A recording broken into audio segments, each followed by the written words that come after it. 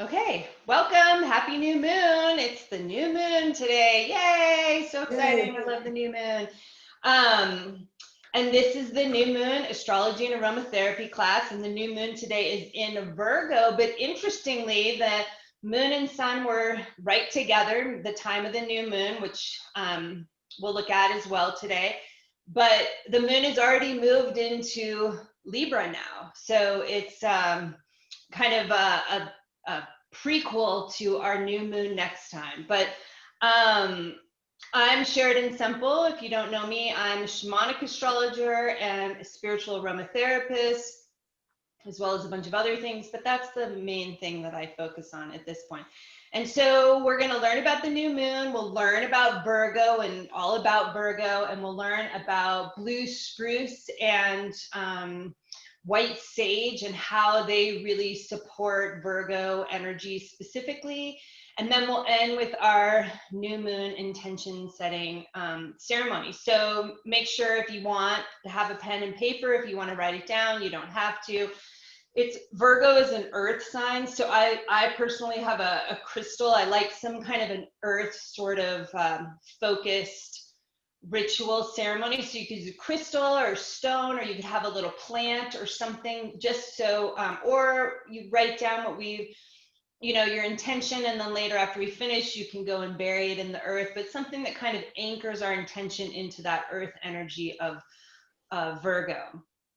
Okay, so getting started, if you have some essential oils, or if you have blue spruce and white sage specifically, let's just, anoint ourselves and, just start to drop into your body. Maybe you've had a busy day today, maybe your energy's been all over the place, maybe you've just been on the computer a lot, which is a lot of how our days go these days, and you've been in your head a lot. Let's just kind of drop into our body. So just either, feel your feet on the ground or feel your seat underneath you, and just start to kind of drop into your breathing and your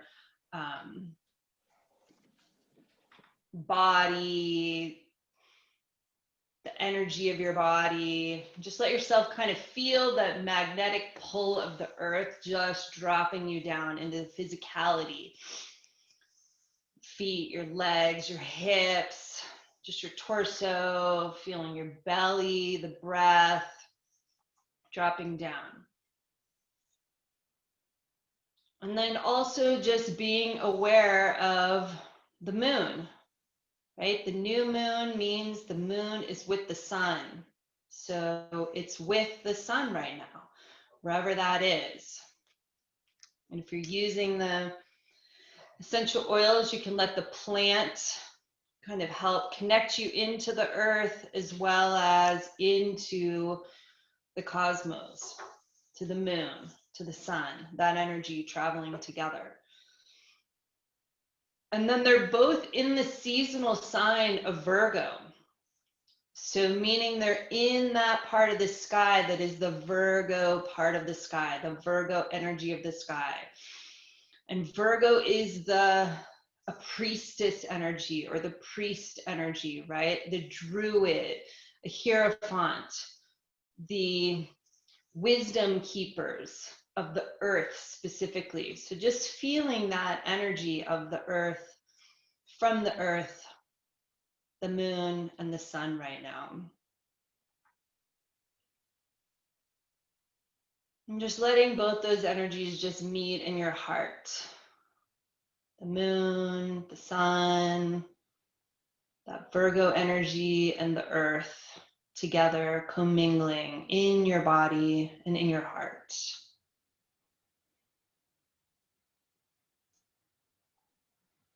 Maybe just taking a moment to think into, or just begin reflecting on what might be your intention for this new moon cycle that is starting today, early this morning. You don't have to know it yet, or maybe you already do.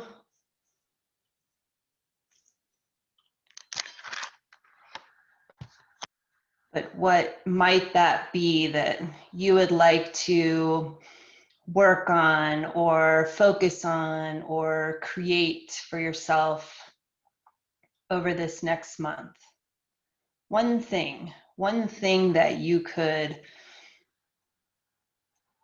do, accomplish, be, experience, etc.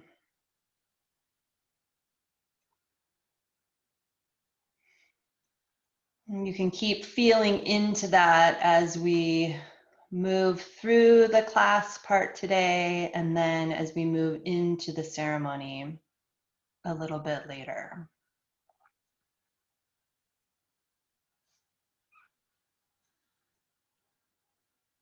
So when you're ready, you can open your eyes and we will look at the slides. Hi, Jolene. Okay, so here we are, starting with the first slide, which I've been showing the last few months, is just getting that visual image of here we are on the earth and the moon and the sun are lined up together. That's what we're looking at today, the new moon. And so ancient people called this that the moon was in the underworld when it was hidden in the glare of the sun. And some cultures didn't even consider it the new moon until you could see that first crescent moon a few days after this new moon and sun conjunction, right? While it was in the underworld, it was considered a time of being in the womb, right? That's why we plant the seeds. It's the start. It's like symbolizes the death and the rebirth of the new cycle. And the new moon is that first crescent, although nowadays we'll consider the new moon to be that time when the two are exactly close together. And then here is the actual chart for the new moon today. And so you can see over here, the moon and the sun are right together in Virgo. And then by now the moon has continued on and it's moved into Libra. So it's just always, I think it's kind of cool just to see it on the chart. So it's like the earth is the center circle and we're kind of looking at the moon and the sun exactly together. Okay, let's learn about Virgo in particular. Virgo is my moon, so Virgo is very near and dear to my heart. So Virgo is an earth sign. And that means it's of the sensation realm, right? So it's of the senses, the physicality, right? Smell, touch, taste, that type of thing. It's of what you can feel in the body. It's an in service to spirit sign. So that's pretty self-explanatory, but it means that it kind of looks through the lens. Whatever it does, its primary directive is to be in service to spirit in some way. It's considered a left brain sign, so it's more linear in its thinking, and it's a feminine energetics sign, right? Doesn't mean female, right? Men can be Virgo too, but it's feminine energetics. It's an involution sign. So in shamanic astrology, we look at all the signs as either evolution, where the energy is going up, or involution, where the energy is coming down and in. So Virgo brings spirit into matter, right? The sensation, physicality of the body, to honor it. That's its place, to feel the sacredness of it. And it's the sign that leads us into the fall equinox, which happens when the sun reaches 0 Libra, which is coming up in 6 days. On the 22nd, Tuesday, is the fall equinox. So Virgo is the earth priestess sign, meaning it is all about that that energy, right? The feminine, but it can be the priest as well. So it's in service to spirit, but with Virgo, we could really say it's in service to the earth or Gaia, right? It's about the restoration of that priestess archetype, the wisdom keeper of the earth. It's about a reverence for the earth and helping humans to live in better harmony with Gaia, the earth, Sophia, right? These are just different names for Mother Earth, right? That's a lot of how Virgo is in service to spirit, right? Is in service to the earth and helping us be in better communion and connection with the earth. Virgo is all about invoking a sacred space, right? It's a very ceremonial sign. So it's like so perfect for our new moon ceremony today. It maintains the sacred balance with all of life, right? Animals, plants, trees, birds, everything that's living on the earth, humans, all of it, the water, fish, everything. It has a ceremonial attitude towards everything because it is the earth priestess, right? So it sees everything as sacred and that there's a ceremony to everything. The earth priestess is the one that holds the sacred ceremonies for the people, right? Like on the solstice or say on the equinox, right? Where she knows where that timing is coming and then would hold the ceremony for the tribe, her people, the community, her culture to honor that. She sees and knows the natural cycles of both the earth and the sky, right? It's Virgo's all about like a co-creation, right? Working together with spirit, with that sacred patterning of life, the world and soul. So that sacred patterning piece is all about what do you, she's the one that sees when the solstice is coming because she knows what's happening in the sacred pattern of the sky. She can see what's happening in the fall time leading into the equinox, right? That type of patterning. And that's part of where Virgo can kind of get this bad rap of being very, very like organized, even like anal, very like detail oriented or like over detail oriented. Like, if you read, some conventional astrology things, it'll be like Virgo would make a really good like accountants and CPA, right? But they're like missing the whole point that it's that sacred pattern that Virgo sees within the world that she's always trying to honor, bring into balance, that type of thing. It's not about being like or overly organized and anal just for the sake of that because she's so detail oriented, right? She sees a pattern, and when things are out of the pattern, it's like it's uncomfortable for her. She needs to have the pattern back in the place because that's her sacred work. So the Native American concept of Spider Woman who weaves the web of life, that's a very Virgo archetype.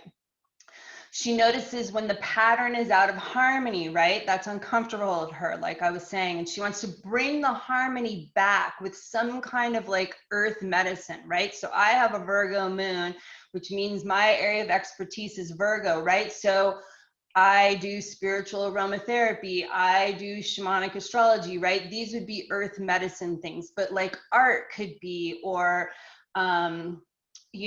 herbs or music, right? All kinds of things could count as that earth medicine. Virgo is all about the discovery of and dedication to sacred work. So sometimes people that have Virgo moon like me, or they have Virgo in more progressive parts of their chart, the things that they're here to learn, like they have to find their sacred work can be so important to what they're doing in the world. It's considered an impersonal sign, right? So Virgo, the priestess, like would live kind of outside of the community, maybe with the other priests or priestesses, right? She wasn't necessarily a part of like the day-to-day interacting personal relationships with the community. So Virgo is often represented by the virgin, not meaning someone that's never had sex before, but someone who is complete unto themselves, right? is sovereign within themselves. So sometimes people that have, like, let's say Virgo and Libra, right? Because the moon moved into Libra. Libra is a very personal sign and it's very much into personal relationship. Sometimes people that have like those two things, they're kind of bouncing between like being sovereign and just totally complete unto themselves, and then wanting and needing those personal relationships, right? So each of our charts is all about this like alchemy of how do we, you know, come into alignment and understand and move into all these different pieces, parts of ourselves, and what we're here to learn. Virgo is also the keeper of women's mysteries and honors the divine feminine, right? So Virgo is the one, like some of the women's mysteries could be around the menstrual cycle or menopause, right? Or the divine feminine in different ways, which can often be things like astrology or tarot or, you know, the psychic energy, right? That type of things that are more kind of like out of the mainstream at this particular juncture. It's, you know, kind of coming back in more, but that type of thing. Virgo asks the question, what does the priest or priestess do now? Right? Where is the role of the priest or the priestess in our current society? And what is my sacred work? And Virgo's spiritual path is directly cognizing, right? Thinking about and comprehending, understanding the sacred pattern or web of life, and then being in alignment with it, right? So here we are doing a ceremony around the new moon. That's a very Virgo type of thing. And those last two quotes come from Daniel Giamario, who is the founder of Shamanic Astrology. Okay, so I love this from Kaylin Castell and Tammy Brunk at venusalchemy.com. This is a Virgo goddess invocation. Oh, great goddess of the sacred pattern, you who weave the web of creation and whose breath and heartbeat is aligned with the pulse of the living earth. Help us remember to live our lives as sacred ceremony aligned with the seasons and cycles of creation. Restore within us our innate knowing of the sacred patterning within as it relates to the sacred pattern without, and how these patterns are meant to harmoniously align for the benefit of all. Help us attune to the secret language and pattern of the stars and planets, the winds and the waters, the land and all her creatures. Guide us into our most hallowed sacred work. Instill within us deep devotion and sacred service to all life. Assist us in once again creating this world as holy and whole from the inside out. Okay, so anointing, using essential oils, right? That's very Virgo type thing. And I love this quote just because I'm always trying to kind of like help us to understand the power of plant spirit medicine, right? And it doesn't have to be essential oils. That's what I'm into, but it could be herbs or your garden or, you know, walking in the forest or putting your feet on the earth, that type of thing. But along the essential oils, Alison Stillman from The Sacred Art of Anointing says, anointing with consecrated or sacred essential oils is a tool that each of us can offer to ourselves and to our loved ones as a path of remembrance to the truth of who we really are, that of divine creatures. Anytime we seek to remember the truth of who we really are, anointing with essential oils will support our intention in finding spirit in the body. Anointing, whether a simple ceremony or the more complex ceremonies of the Egyptian priestesses, will assist in the sacred declaration and consecration of ourselves as holy vessels or temples of the divine, right? That's beautiful. There's a long history of using sacred oils, right? It's still done in many of the current religions around the world to connect into spirit within the world. Okay, so speaking of these sacred plants, blue spruce is one of those. So blue spruce is an evergreen tree, right, that has this blue tinge to the needles. It grows to about like 75 feet in the wild, and it can be anywhere from like 500 to 800 years old. So it's really old. It's one of those, you know, the trees that has a lot of wisdom. It's native to the Rocky Mountains, and it is the Colorado state tree, which was originally kind of voted in by a bunch of middle schoolers here, and then the state adopted that. It's steam distilled from the needles and branches, and the needles, the leaves of a plant, are always good for the respiratory system, the breathing, right? So the plant part that the oil is distilled from gives us clues as to what part of our body it's good for. And the one that I have is comes from Canada, from the Abenaki Native Americans up there. The wife is the medicine woman of the tribe, and they actually go out into the forest with a portable still and collect in a sacred drumming ceremony and steam distill in a sacred drumming ceremony before it's sent to Wisdom of the Earth that hands pours everything in a sacred ceremony, right? So it's so perfect for Virgo, shall we say. Okay, so spiritual and emotional uses. And one of the things I'll say first is that many Native American tribes in the Rocky Mountains have used blue spruce as a medicinal and ceremonial plant.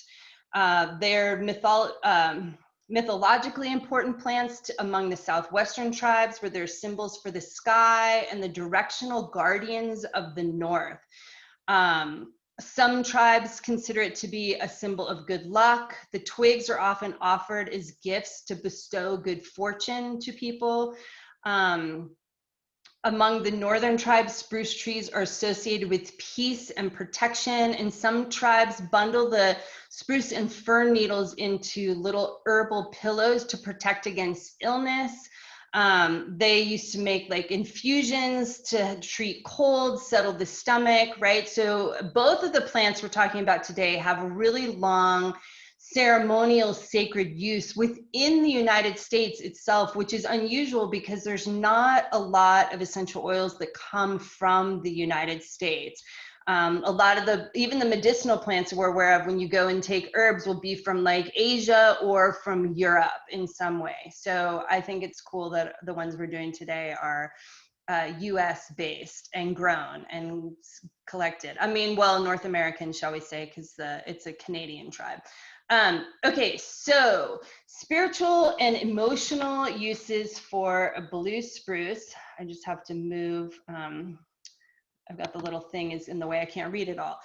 Grounding, centering, rooting yourself into the earth. All the trees are very grounding, right? Which makes sense. They have a deep root system into the earth. Inner strength. It's helpful when you feel defeated. It taps you into your energy reserves. It's used for exhaustion.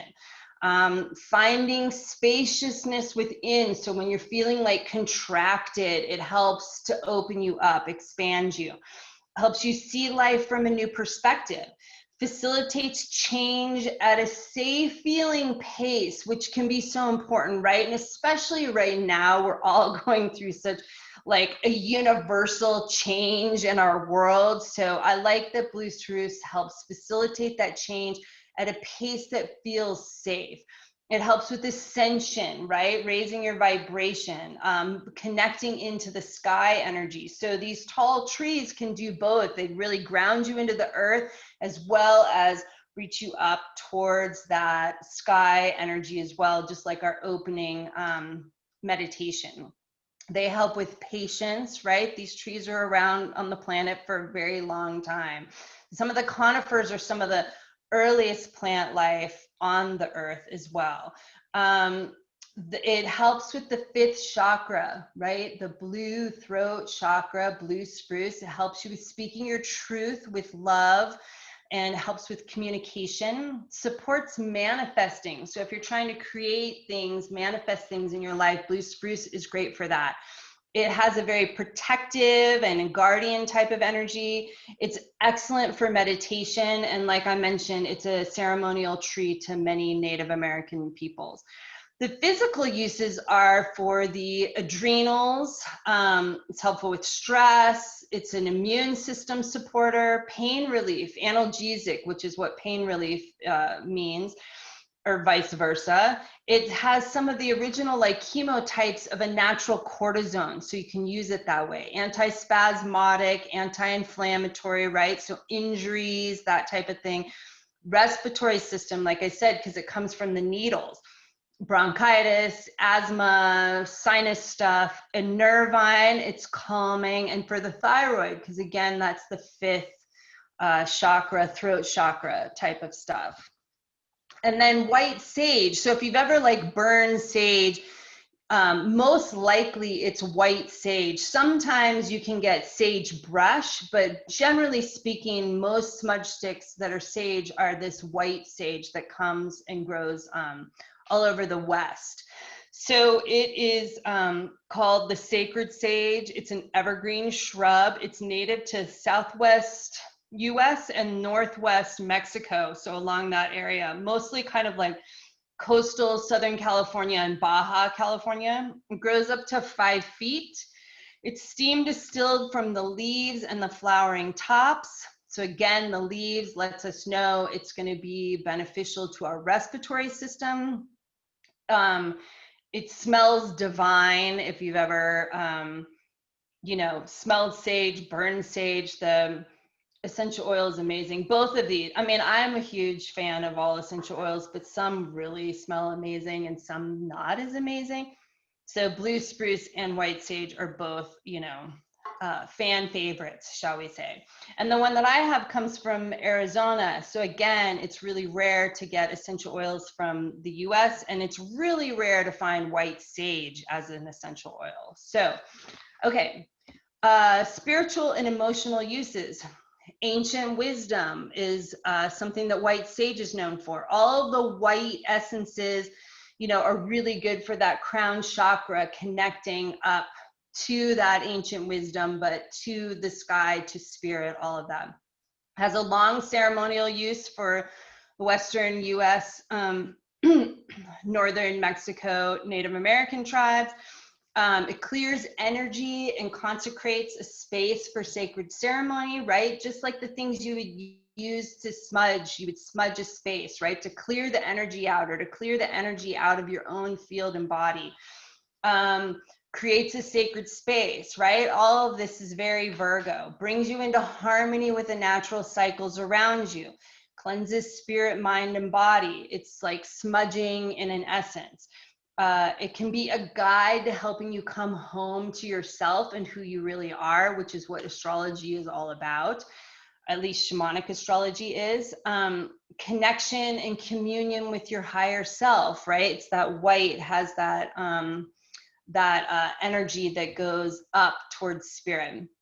Ritual, ceremony, marking rites of passage in the natural cycles, a reconnection to our oneness with Mother Earth, right? Virgo, Virgo, Virgo. And it resets our rhythm to the cosmos, right? To the pattern of the cosmos. Again, more Virgo. The physical uses, hormonal balance, all of the sages do that. So menstruation and menopause issues, again, very Virgo. A libido enhancer, erectile dysfunction, sore throats, antibacterial, antiviral, antifungal, blood cleansing, right? It's a cleansing oil, brain health, and digestion. Okay, so now we have our new moon ceremony, right? So why do we do this, right? It's all about just working consciously with the cosmic energies of the cosmos, right? The cosmic energy around us, as well as, it's just about trying to be in communion, connection to the natural cycles that we live within, right? So, if you want to anoint yourselves again as you kind of just tune into the earth or the plants, maybe tuning into where the sun is in the sky right now for you, which is where the moon is, right? So we know that piece. Just checking into all of that. And then, you know, just feeling into that Virgo piece as we start to set our intention, right? The one seed that we want to plant in the womb of the dark time of the moon for this one moon cycle, right? So it's just about connecting into what is one thing that you want to focus on during this month, right? Not a bunch of tons of different things, but one thing that, you know, is important to you that you could spend your time and your energy focused on. So let's set that one intention for that one thing. So here's a prayer to the new moon. Within the darkness of the new moon, I am held in the womb of creation and transformation. I consciously plant my seed of intention to grow over this emerging moon cycle that supports me in expressing my truest self. I invite my soul, my guides, and spirit to help me in creating an intention that supports my highest expression. Honoring my ancestral roots, I connect consciously to the moon with my deepest, purest self. I honor the dark of the new moon as the time to end and begin another cycle, increasing my connection to the natural world around me. I will stop my share. And now let's just take a few moments to just feel into, you know, what is that intention, that one intention that you want to set for this moon cycle. And then let's write it down. So I'll just be silent for a moment.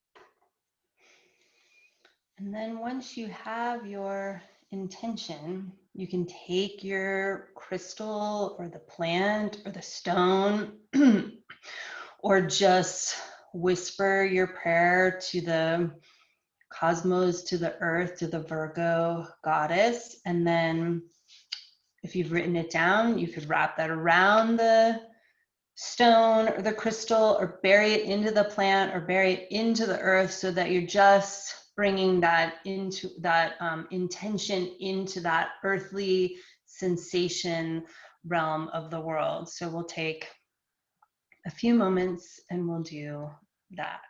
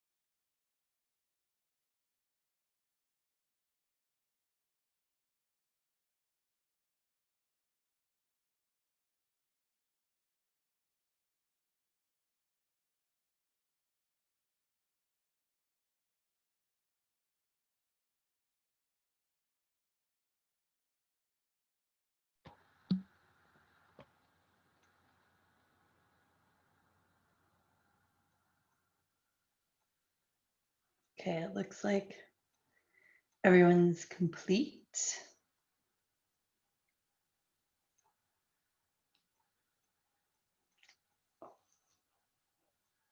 Okay, let's look at the chart again and see what is going on astrologically this time. So it's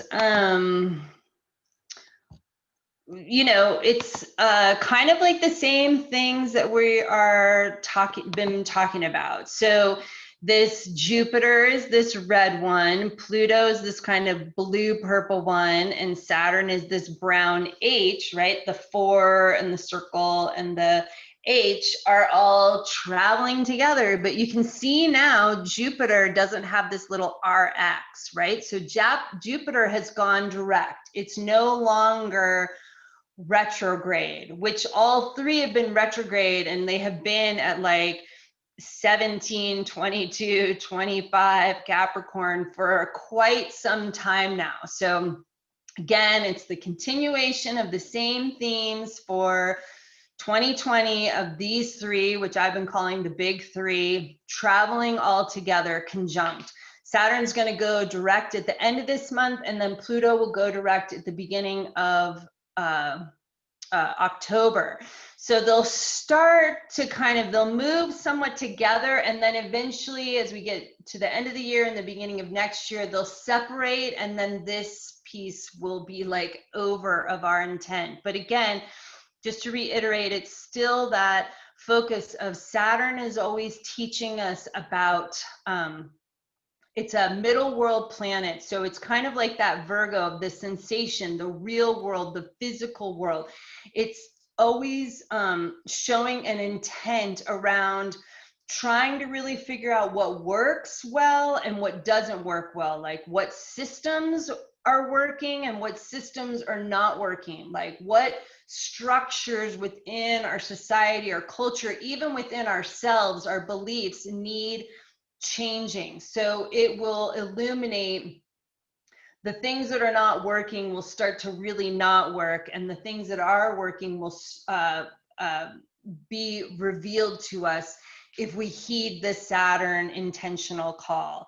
And then Pluto is all about, is an underworld planet, so meaning the way we're going to kind of arrive at what's working is going to be through an emotional cleansing process, like a composting process of going into the underworld, looking at the shadow, really feeling kind of our deepest feelings that we mostly want to deny, right? So there's been a lot of fear this year, or a lot of grief. You know, there's been a lot of intense emotions, right? All you have to do is turn on the news and there's just intense emotions everywhere, no matter what side of the aisle that you're on, right? Everybody's very impassioned about what they feel right now.